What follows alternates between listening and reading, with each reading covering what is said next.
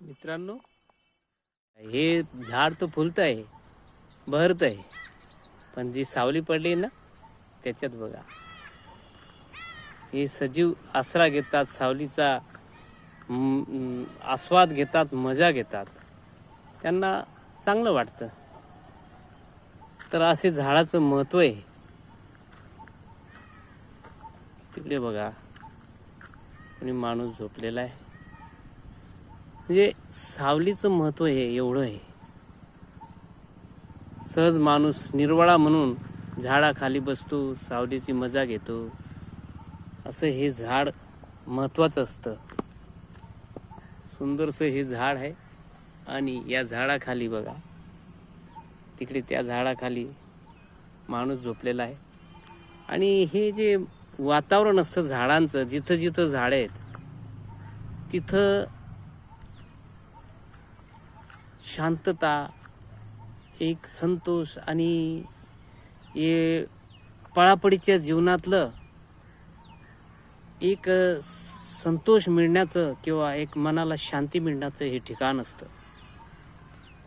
म्हणून माणसाने अशा सुंदर वातावरणात यावं. कुठेही असो, ते कोणत्याही एरियात असो, झाडांचा जो शांतपणा असतो तो आपण घ्यावा.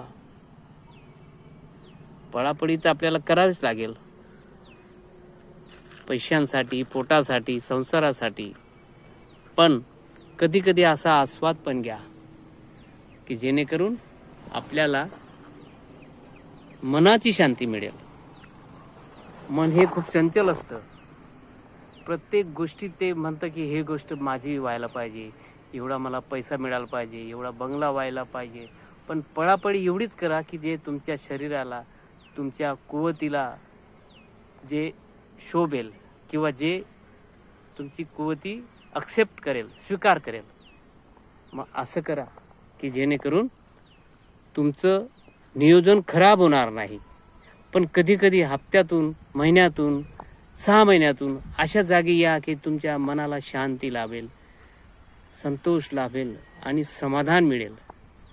ओके, चला सूर्यदेवाला नमस्कार करून आपण या व्हिडिओचा शेवट करूया. आणि हा व्हिडिओ तुम्हाला आवडला असेल मित्रांनो,